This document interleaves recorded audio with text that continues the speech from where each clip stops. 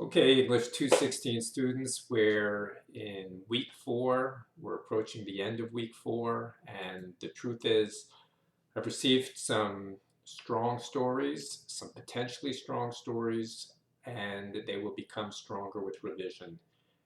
Your responsibility for the class is to get your work in on the due date, and your other responsibility is to critique the stories in a timely manner. You have 1 week from Sunday at 12:01 until Saturday at 11:59 to critique the stories that I've posted.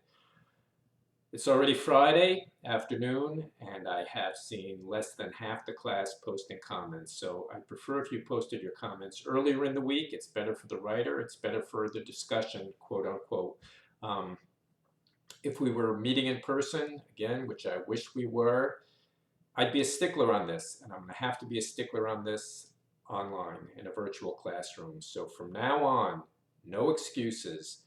Everybody, when your work is due, send it to me. I will post it and start getting in those critiques earlier. I'm seeing a couple of general quote unquote writing flaws, and that's fine. We're young writers, we're starting out in this business. Focus on scene. If you take a couple of scenes and extend them and develop the characters through the scene, that's how you build a story. It doesn't need to be a gigantic time scope or a whole gigantic cast of characters, a unity of time, a unity of place, fewer scenes, condensing those scenes so that the drama comes out, you'll be on the right track. If you've done the readings, which I assume you have, and if you've also read the supplemental readings, which I hope you'll do, you're going to see some professional master storytellers doing their thing. You can learn from them how they build characters, how they set scenes, how they extend scenes, how they push and pull, how they use gesture. If you go over my lecture notes, you'll be able to see that as well. I'm posting my notes later in the week. Ideally, I want to see your voices first, but I hope everybody reads my comments to every story. In many ways, I'm targeting the writer whose story I'm reading, but I'm also giving out some advice that I think all of you can use in all of your stories. So this is just sort of a word of warning.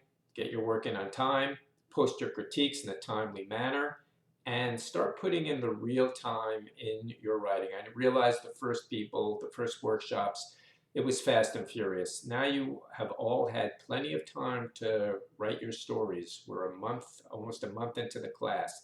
If you're indeed putting in an hour of writing each night, that's plenty of time to work up a fine, complete story.